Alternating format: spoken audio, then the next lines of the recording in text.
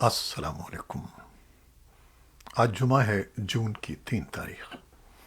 پاکستان میں اس وقت شام کے 7، بھارت میں 7:30، اور یہاں ہمارے اسٹوڈیوز کی گھڑیوں میں صبح کے 10 بج رہے ہیں۔ وائس آف امریکہ واشنگٹن کی اردو سروس سے میں ہوں خالد حمید، خبروں کے ایک بلٹن کے ساتھ۔ آج جمعے کو یوکرین میں ہونے والی لڑائی کو 100 دن مکمل ہو گئے ہیں۔ لگزمبرگ پارلیمنٹ سے خطاب کرتے ہوئے یوکرین کے صدر ولودیمیر زیلنسکی نے جمعرات کے روز کہا ہے کہ روسی افواج نے یوکرین کے 20% علاقے پر قبضہ کر لیا ہے۔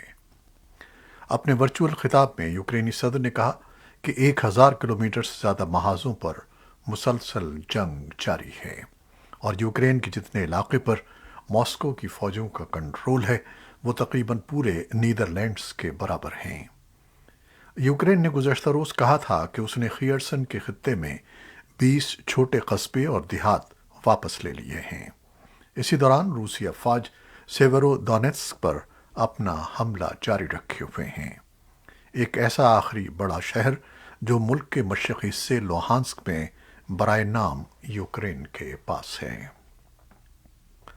خبر رساں ایجنسی اے پی کے مطابق اس ہفتے مزید 3 ممالک یوکرین میں جنگی جرائم کی تحقیقات کرنے والی بین الاقوامی تحقیقاتی ٹیم میں شامل ہوئے ہیں، اور بین الاقوامی فوجداری عدالت کے پروسیکیوٹر نے کہا کہ روس کے حملے کے بعد سے مظالم کے ذمہ داروں کو انصاف کے کٹہرے میں لانے کے لیے جاری مطالبات کے درمیان وہ کیف میں ایک دفتر کھولنے کا ارادہ رکھتے ہیں۔ ایستونیا، لیتھویا اور سلویکیا نے دی ہیگ میں 2 روزہ کوارڈینیشن میٹنگ کے دوران لیتھوینیا، پولینڈ اور یوکرین کو مشترکہ تحقیقاتی ٹیم میں شامل کرنے کے لیے ایک معاہدے پر دستخط کیے، جو یورپی یونین کے عدالتی تعاون کے ادارے یورو جسٹ کے ذریعے مظالم کے شواہد کے اشتراک کو مربوط کرنے میں مدد کرے گا۔ آئی سی سی کے پروسیکیوٹر کریم خان نے کہا کہ ٹیم ورک قانون کی حکمرانی کے لیے بین الاقوامی برادری کے عزم کو واضح کرتا ہے۔ یوکرین پر ماسکو کے حملے کی ایک غیر قانونی جارحیت کے طور پر بڑے پیمانے پر مذمت کی گئی ہے۔ امریکی حکومت نے جمعرات کے روز کہا ہے کہ وہ روسی اشرافیہ کی جانب سے، جن میں صدر ولادیمیر پوٹن بھی شامل ہیں، امریکی پابندیوں سے بچنے کے لیے اختیار کردہ حربوں سے آگاہ ہے اور اس کا مؤثر توڑ تلاش کر رہی ہے۔ ایک بیان میں رقوم کو چھپانے اور منتقل کرنے کا ذکر کیا گیا ہے، اور بتایا گیا ہے کہ بے نامی رقوم کو دنیا میں پرتعیش نوعیت کے اثاثوں پر استعمال کیا جا رہا ہے۔ ان اہداف میں کشتیاں اور طیارے شامل ہیں جو پوٹن کے قریبی روسی اہلکاروں اور دیگر لوگوں کی ملکیت بتائے جاتے ہیں۔ وائٹ ہاؤس نے کہا ہے کہ نئی تعزیرات اس لیے عائد کی گئی ہیں تاکہ پابندیوں سے بچنے کی کوششوں کا مطالبہ کیا جا سکے، ان کا نفاذ ٹھوس بنایا جا سکے، اور پوٹن اور ان کے سہولت کاروں کے خلاف دباؤ میں اضافہ کیا جا سکے۔ امریکی محکمہ انصاف کے قومی سلامتی ڈویژن کے سربراہ میتھیو آلسن نے کہا ہے کہ ایسے میں جب یوکرین پر روس کے حملے کو 3 ماہ سے زائد عرصہ گزر چکا ہے، امریکی محکمہ انصاف مزید روسی سائبر حملوں کے لیے کمر بستہ ہے۔ ان کا کہنا تھا کہ محکمہ انصاف میں ہم ابھی خاص طور پر روس سے سائبر خطرے پر توجہ مرکوز کر رہے ہیں، اور ہم مزید حملوں کے امکان کو تلاش کر رہے ہیں۔ آلسن نے یہ remarks NATO cooperative cyber defence centre of excellence کی ایک کانفرنس میں دیے۔ آلسن کے تبصرے یوکرین کے تنازع کے دوران بائیڈن انتظامیہ کی طرف سے بار بار کے انتباہات کی بازگشت ہیں کہ روس ماسکو پر مغربی پابندیوں کی سزا دینے کے لیے امریکہ کے خلاف سائبر حملے کر سکتا ہے۔ مارچ میں ایف بی آئی اور سائبر سیکیورٹی اور انفراسٹرکچر سیکیورٹی ایجنسی نے امریکی اور بین الاقوامی سیٹلائٹ مواصلاتی نیٹ ورکس کو ممکنہ خطرات کے بارے میں خبردار کیا تھا۔ یہ انتباہ 24 فروری کو، جس دن روس نے یوکرین پر حملہ کیا تھا، امریکہ میں قائم ٹیلی کمیونیکیشن فراہم کرنے والی کمپنی وائی سیٹ پر مبینہ روسی سائبر حملے کے بعد آیا ہے۔ اس حملے نے وائی سیٹ کے 10,000 یوکرینی صارفین کو سیٹلائٹ سروس سے محروم کر دیا۔ سن 2020 کے آخر میں ایک بڑے سائبر اٹیک میں روسی ہیکرز نے امریکہ میں قائم سولر ونڈز کارپوریشن کے تیار کردہ سافٹ ویئر پر حملہ کر کے متعدد امریکی سرکاری ایجنسیوں اور نجی کمپنیوں کے کمپیوٹر نیٹ ورکس کو ہیک کر لیا تھا۔ اولسن کا کہنا تھا کہ محکمہ انصاف دیگر قانون نافذ کرنے والے اداروں اور نجی کمپنیوں کے ساتھ مل کر سائبر خطرات کا جواب دینے کے لیے کام کر رہا ہے۔ امریکہ کی ریاست آئیووا میں جمعرات کے روز ایک شخص نے ایک چرچ کی پارکنگ لاٹ میں 2 خواتین کو گولی مار کر ہلاک کر دیا۔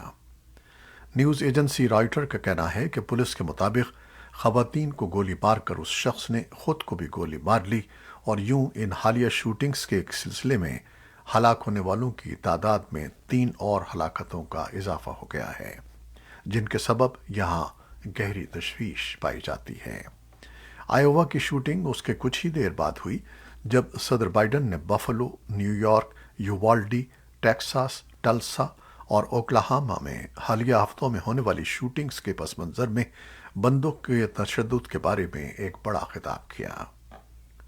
جو بائیڈن نے کانگریس سے پرزور اپیل کی کہ وہ ملک میں پے در پے چونکا دینے والے فائرنگ کے واقعات کو سامنے رکھتے ہوئے بندوق کے تشدد کو روکنے کے لیے عام فہم اقدامات کی منظوری تھے۔ جمعرات کے روز قوم سے خطاب کرتے ہوئے صدر بائیڈن نے کانگریس پر زور دیا کہ semi automatic rapid fire assault ہتھیاروں اور اعلیٰ صلاحیت والے میگزین پر 1994 میں عائد کردہ پابندی کو بحال کیا جائے۔ مذکورہ ہتھیاروں پر پابندی سن 2004 میں ختم ہو گئی تھی۔ بائیڈن نے کہا کہ اگر ہم ہتھیاروں پر پابندی نہیں لگا سکتے تو ہمیں ان کی خریداری کے لیے عمر کی حد 18 سے بڑھا کر 21 کر دینی چاہیے۔ اس کے علاوہ اسلحہ خریدنے والوں کے ماضی کی بھی سخت جانچ پڑتال ہونی چاہیے۔ صدر بائیڈن کے خیال میں ہتھیاروں سے متعلق نئی پابندیاں گن وائلنس کی روک تھام میں معاون ثابت ہو سکتی ہیں۔ وائس آف امریکہ کی ایک رپورٹ کے مطابق صدر نے جن اقدامات کی وکالت کی ان کی سیاسی طور پر منقسم کانگریس میں منظوری حاصل کرنے کا امکان نہیں ہے، کیونکہ برسوں سے امریکی قانون ساز گنز سے متعلق قانون سازی پر اختلافات کا شکار ہیں۔ امریکی وزیر خارجہ اینٹنی بلنکن نے سن 2021 کی بین الاقوامی مذہبی آزادی سے متعلق رپورٹ امریکی کانگریس میں جمع کرا دی ہے، جس میں خاص طور پر چین کے سنکیانگ کے علاقے میں مسلم ویغ اور دیگر مذہبی اقلیتی گروہوں کی نسل کشی اور جبر کے معاملوں پر تشویش کا اظہار کیا گیا ہے۔ اس موقع پر خطاب کرتے ہوئے بلنکن نے کہا کہ اپریل سن 2017 سے لے کر اب تک 10 لاکھ سے زائد ویغر نسلی قازق، کرغز اور دیگر اقلیتوں کو سنکیانگ کے حراستی کیمپوں میں رکھا گیا ہے۔ انہوں نے کہا کہ عوامی جمہوریہ چین دوسرے مذاہب کے پیروکاروں کو، جنہیں وہ چینی کمیونسٹ پارٹی کے نظریے کے خلاف سمجھتا ہے، گرفتار کرنا جاری رکھے ہوئے ہے۔ رپورٹ میں تجویز کیا گیا ہے کہ باہر کی دنیا میں مذہبی آزادی سے متعلق امریکی حکومت کی جانب سے کوششوں میں اضافہ کیا جائے۔ پاکستان میں پیٹرول کی قیمت میں تاریخ میں پہلی مرتبہ 200 روپے فی لیٹر سے زیادہ ہو گئی ہے۔ فیول کی قیمتوں میں 2 ہفتوں کے دوران دوسری مرتبہ اضافہ کیے جانے پر جہاں مہنگائی کی نئی لہر کے خدشے کا اظہار کیا جا رہا ہے، وہیں بعض حلقوں کا کہنا ہے کہ سزا صرف عام عوام کو نہیں ملنی چاہیے، سب کو قربانی دینی چاہیے۔ سوشل میڈیا پر صارفین فیول کی قیمتوں میں اضافے پر شدید رد عمل کا اظہار کر رہے ہیں۔ حکومت نے پیٹرول اور ڈیزل کی قیمتوں میں یکمشت 30 روپے اضافہ کیا ہے۔ اس سے قبل 27 مئی کو بھی پیٹرول مصنوعات کی قیمتوں پر 30 روپے اضافہ کیا گیا تھا۔ حکومت پاکستان اور کالعدم شدت پسند تحریک طالبان پاکستان کے درمیان مصالحت کے لیے جاری مذاکرات میں پیش رفت کے نتیجے میں اگر ایک طرف شدت پسند تنظیم نے جنگ بندی میں غیر معینہ مدت تک توسیع کا اعلان کیا ہے، تو دوسری طرف اسی تنظیم نے مستقل مصالحت کے لیے کچھ ایسی شرائط پیش کر دی ہیں جن کو ماننا تجزیہ کاروں کے مطابق ریاست یا ریاستی اداروں کا اس مسلح عسکری تنظیم کے سامنے سر تسلیم خم کرنے کے مترادف ہوگا۔ چین کے وزیر خارجہ اس ہفتے جنوبی بحر الکاہل کے خطے کا 10 روزہ دورہ جاری رکھے ہوئے ہیں۔ ماہرین کا کہنا ہے کہ چین روایتی مغربی اثر و رسوخ کو کم کرتے ہوئے سودے کرنے کی کوشش کر رہا ہے۔ چین نے اپریل میں سولومن جزائر کے ساتھ ایک سیکیورٹی معاہدے پر دستخط کیے تھے۔ چینی وزیر خارجہ وانگ یی سولومن جزائر اور مشرقی تیمور کا دورہ کر رہے ہیں، جو ہفتے کو ختم ہوگا۔